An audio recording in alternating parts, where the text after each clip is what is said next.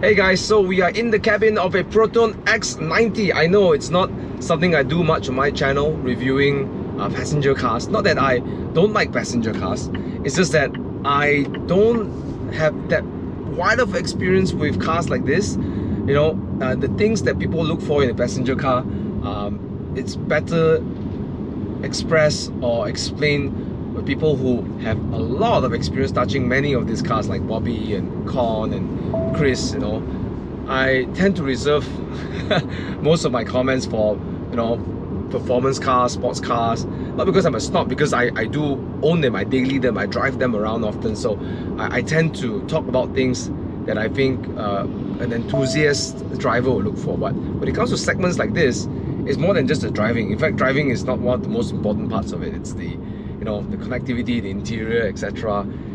So I tend to stay away from doing those reviews, right? So, but I thought to myself, hey, I really want to explore more of the Proton X range, because since the inception of the Geely Proton, the X50, X70s, they are so well executed, and I've been always curious to do a review on my channel around it. So here am I, with starting with the largest number, the X90. Okay. Before the video starts, I want to give a big shout out to our sponsors, XPEL Malaysia. Now, many may know them for some of the best paint protection films out in the market, but they also produce excellent window tints. It not only has superior heat rejection, but it has amazing clarity. I've used both Prime XR Plus and Prime XP, and I have never been more satisfied. Do check out the website for more information on the products and network of distributors throughout Malaysia. With that, please enjoy the rest of the video. So yeah, I've been the passenger in the X50, X70, driven the X70. I thought it's a really impressive product. I really like it. I like what Proton has done to, with bringing in this whole new range and tech, engine and stuff like that, right? So the X90 is the largest, with 7-seaters options, and this is the top spec, which I just checked the price, is an eye-watering 150,000+ ringgit. Now, who would have thought a Proton would be that price? But it is quite an high asking price, right? Because you're gonna put yourself in the line to compete with a lot of other cars, like maybe even the CX-5. But then again, CX-5 and Tiguan, those cars are probably the X70 size. So this is X90. This is, maybe the benefits is being a little bit larger, I think significantly larger than the competition in this price range. So the flagship, as what I understand so far, has the captain seats. So the middle seats are 2, so which makes it a total of 6 seaters, right? The rest of it will be 7 seaters, means there's a full bench behind there. And I'll do a walk around later on. But engine drivetrain, more or less the same, 1.5 direct injection turbo GDI engine with a 48-volt mild hybrid. Okay, so that brings up to 190 horsepower, 250 Newton meters of torque. I mean, it's not huge numbers, but it does help the heavy car feel easy to propel. I mean, it doesn't feel fast, but it just feels less forceful if you want to get it off the line. Okay, so I'm going to try to think, okay, if I'm owning a car like this, what might I be looking for, right? So I think space is one thing, but in the driving experience, I'm probably looking for, the first thing that comes out of my head is actually safety. So I've been testing out some of the safety features in the car, and it's been pretty interesting. The autopilot is very keen to how Volvo does the pilot assist, and I've been trying in traffic to turn it on and let the car roll, and it does a great job in keeping me rolling in the traffic. And the only downside is when you come to a full stop, you have to hit the throttle, but you can technically have the car steer you in lane. When someone cuts in front of you, it will slow down. You get to keep the distance that you want and speed. So in that sense, the safety and the ease of commuting, because I assume people who own these cars are going to do a lot of commute, right? Dads and moms, fetching their kids around, fetching people around the car, and you're going to need to do a lot of commuting. So in that aspect, it does help with to ease your day-to-day. Okay, and the second thing that it does, as you can hear from some of the beeping, is actually keeping you safe, right? So let's say if I'm going to put the right signal and I want to turn right or switch lanes to the right, okay, what this car does it shows on here, on my screen here, my display, my right side. Okay, and if I do the left, it does the same thing as well. Okay, it's kind of like Honda sensing kind of thing. But at the same time, if there is someone in my blind spot, or someone who is speeding into my blind spot, or the car suspects someone is entering my blind spot, it will make beeping noises. Yes, it's a bit annoying, but I thought about it. A lot of accidents happen because of, you know, just maybe the day you're a little bit tired, you know, you're not paying attention, you know, and maybe you're distracted, because like it or not, we get distracted, whether mentally or something moves around us. You see something on the road and you get distracted, right? Or you're talking to someone in your car, or you're talking on the phone or something, which all of us do, right? Albeit, you know, we're not touching the phone, right? And that little beep, it is a bit annoying, but that's what it takes to capture your attention, right? So safety right off the bat, I think is pretty good. With the safety tech, I think it's because of GD Volvo involvement, and it also with the comfort of getting through traffic. Yeah, it helps as well. Okay, so I'm just rolling up to my neighborhood, and let me see if you can find a nice place to get down from the car and do the walk around. Okay, there you have it, guys. That's the Proton X90 on the exterior. Now, you've probably seen this around, driving around town and stuff, so I don't have to go through to show you how it looks like. But I'm going to touch on some details on the outside, and let's go and explore the infotainment system, and also explore the seats and stuff like that, right? It looks pretty darn good. A nice 3D look to it, right? Okay, so pretty straightforward. A little badge on the side to remind you it's a 48-volt mild hybrid. Okay, so the interior on first glance is actually quite simple, quite basic, nothing too special, which is also a good thing. You know, nowadays a lot of people go crazy with the lights and the shapes and all, but this is actually pretty darn good, right? The leather on all the door cards are pretty nice and plush, but for some reason the way it feels does not feel too hardy. I feel maybe this is just my speculation. It could not be an issue over a period of time because it's a little bit soft, right? It may sag, right? But of course, when you first get in the car, you know, get in the showroom, you touch, you're like, wow, this is great. Okay, but on the softer, looser side, okay, stitching, the white stitching over here makes the car look a little bit more sporty. Okay, the handles and throughout the car, they have little this plastic trims, which is really smart. They have like little X's around because it's X90, so I think that's pretty darn smart. Very nice tactile feeling to it. You know, doesn't feel cheap. I feel like it's really challenging Volkswagen's like build quality. I mean, I used to have a Tiguan, and this is, you know, I feel way better than Tiguan's build quality, including the buttons, you know, the way it feels and stuff like that, right? Okay, so pretty nice feel. Now let's get into the cabin. Let's take a look. I'm gonna start the car. I don't know if you heard that. One thing I've been experiencing with the Proton X90 is the engine makes a little bit of clattering sound on low speeds, shifting from one gear to second gear. It just have that clattering from time to time. It's a bit annoying. It is a bit like, you know, like something's wrong in the car. Actually, it's not, you know. So I can't really explain what it's like. It sounds like gearbox, you know, but you know, it shouldn't be anything crazy, right? You know, if you guys know about this, please let me know in the comments, okay? But yeah, the interior, you have a LED dashboard in front of here, so LCD dashboard around here. But I noticed that there is a little gap over here, so it feels like, you know, they sort of built this, you know, dashboard, and then they figure out this separately. Okay, so it's like a different size, and you know, for me, at least for me, I got a little bit of OCD with this thing, right? It's just a bit annoying. I wish that it would be like nice and snug, you know. But you know, the infotainment and the instrument cluster is not that bad. Actually, it's quite easy to use, easy to maneuver. Your gears are right on the right side. Okay, as you change your gears and stuff, it's quite easy. Okay, let's look at the center console. Now, if you're gonna go into reversing, the car will automatically pop this up, and you have the 360 view, which is really convenient. I think this is so important, especially for a car this size, okay? And let's see if we can just move this around. You can do the 3D if you like. You can change the camera angles and all, but you know, all these are little fancy gimmicks. In my opinion, I think this would be just nice. You've got the 3D top-down bird's eye view, and then you've got the rear view and front view, right? This is front view. If I put into the reverse, I get the rear view, okay? Resolution is very clear, and with the screen this size, actually it's very easy to read what's happening on the screen. So that's really, really good stuff. Kudos, right? Good thing, very, very good thing.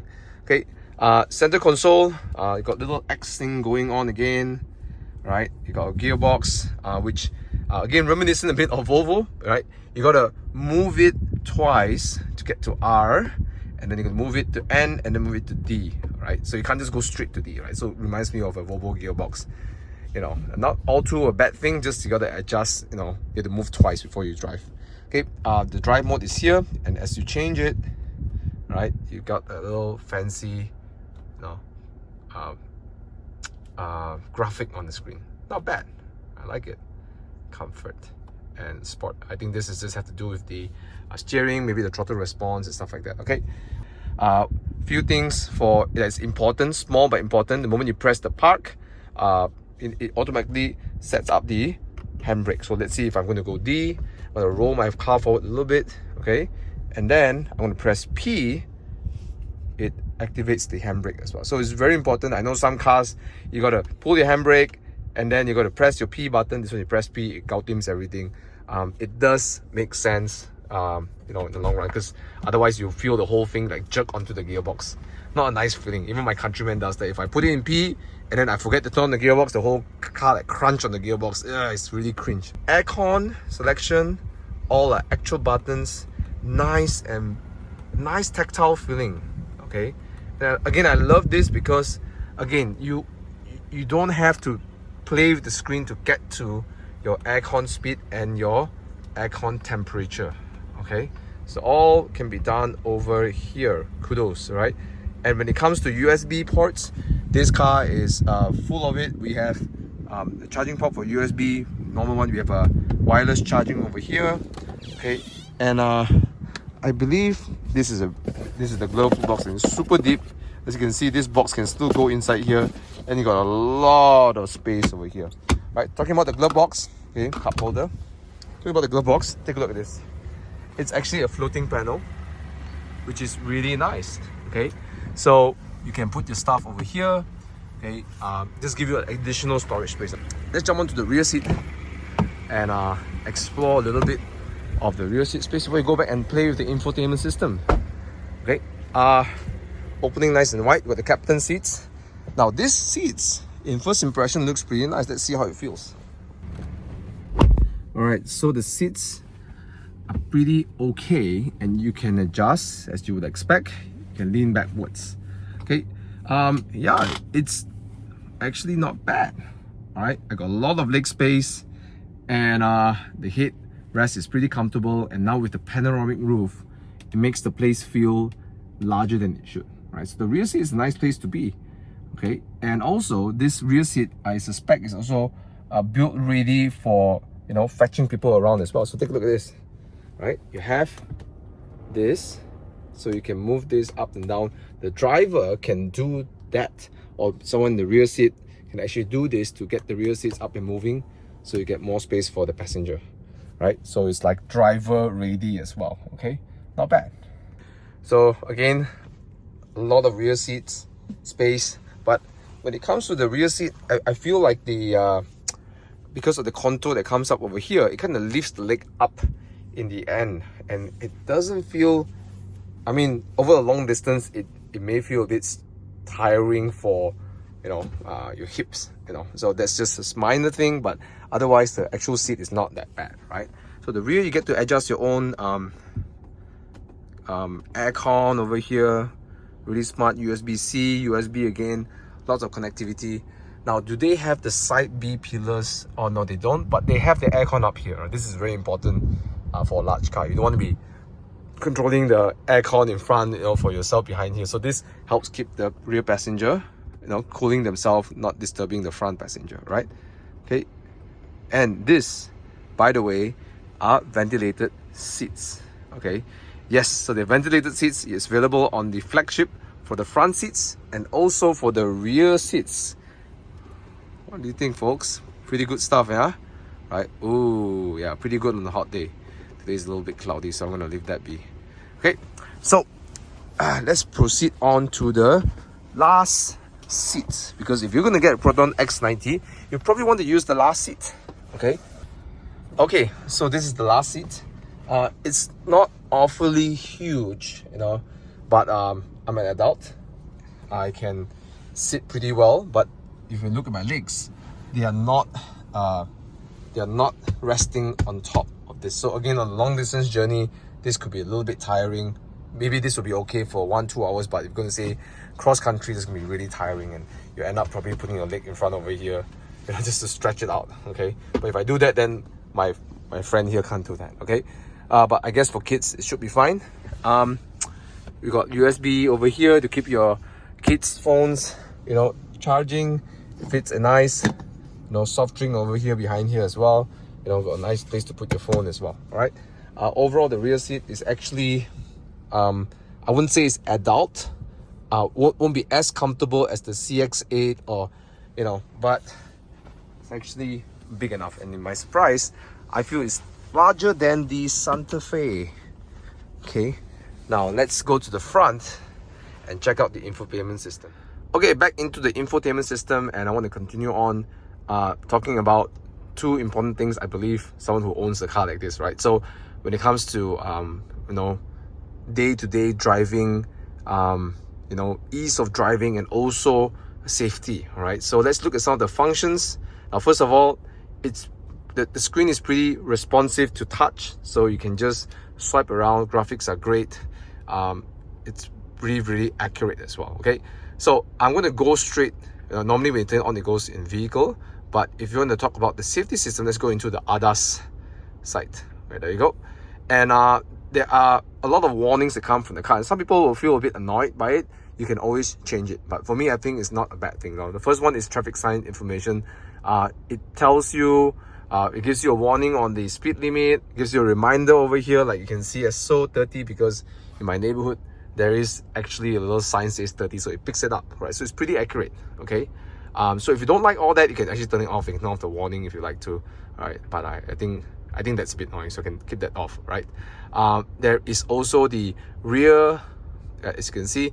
Now I really like this visual. I think that's pretty cool, because sometimes all these words don't make sense for a lot of people. You know, like you're gonna guess what it is, but look, it just shows you, right, what it does. You're reversing out, the car is coming, and this is the function, right?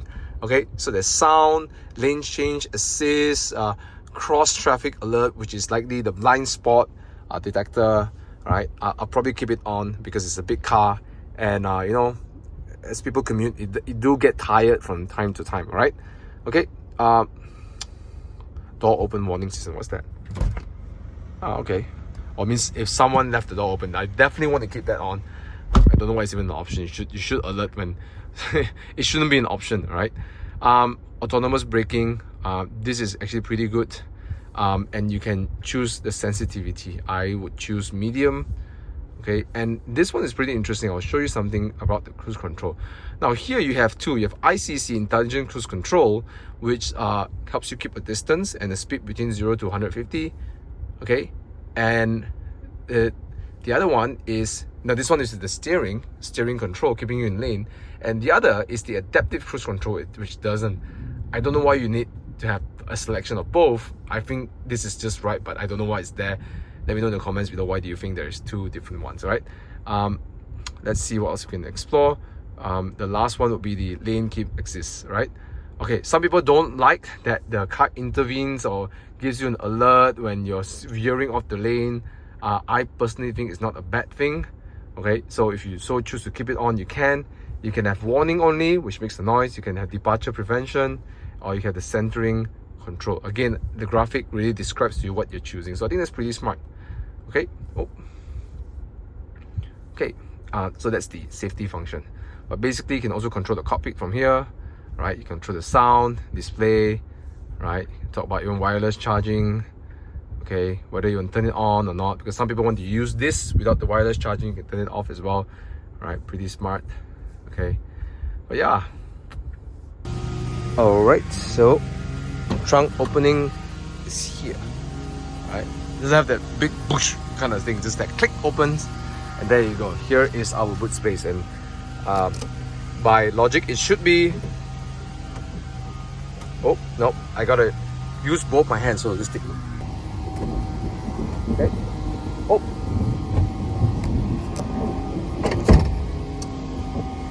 Okay, so if I don't move the seats back enough, then it won't go down, or if I don't move the seats forward enough, it won't go down. So I have to go in front and you know, pop this seat forward. Okay, so those are the rear seats folded, and it is plenty full of space over here, right? And even down here, you have space to put some of your stuff, you know, a tray, right? And even down here, you have ample space to store things down here so they don't roll around as well, okay? And to pull the seats back up, I guess it's pretty straightforward. You pull this, it's kind of heavy, so maybe for a lady, it may be a little bit tough. Yeah, it does require a bit of strength. But the rear boot space with the seats up is pretty small, so I guess if you're gonna do a journey with 6 people, it's gonna be tough, right? So there's one last thing I want to test before I end this little vlog review, which is the auto parking, which Bobby told me that is pretty good. So I'm going to find a space that I can try that. So, but meantime, I just want to maybe share my final thoughts about the Proton X90. Personally, I think where Proton is really targeting now is no longer the the entry level range. I feel that they are really putting themselves in between, say, a Perodua and the Japanese offering. Okay, and it is very hard to resist. You know, the X50, X90, sorry, X70, and then now the X90. You know, I mean, at 150,000, even at the flagship, the top variant for the X90. Let's say you want a 6-seater SUV, you gotta look at a CX-8. That's like 200 grand. Or, you know, maybe look at a Volkswagen Tiguan All-Space, but the Volkswagen Tiguan All-Space is kind of like a, you know, a X70 size stretch bigger, right? So this is almost like a Santa Fe size, right? And yeah, and even in the Santa Fe size, you know, that's, you know, you're going to be paying around 200 plus grand, you know, for the diesel variant, the 6-seater version as well.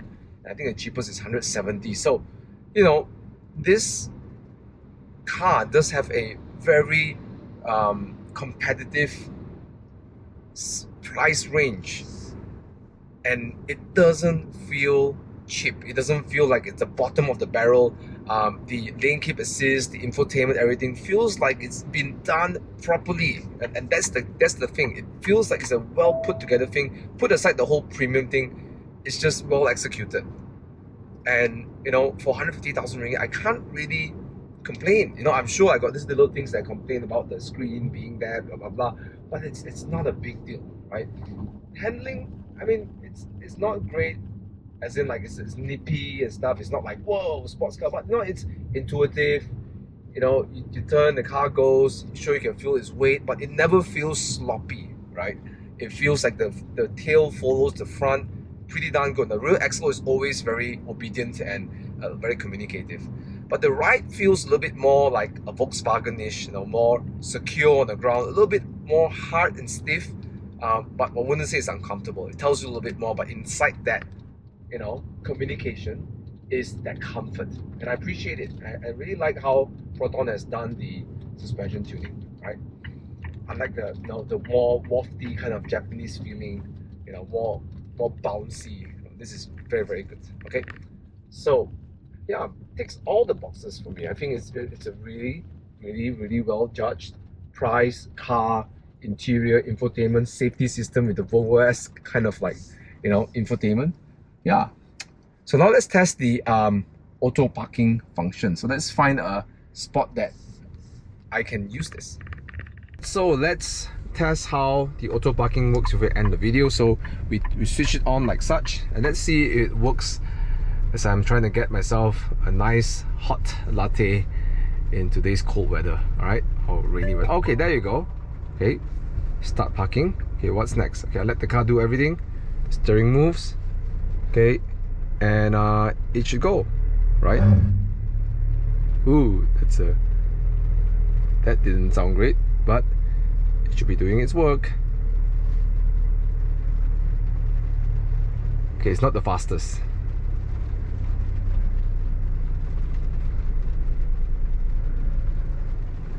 Okay, it's reversing.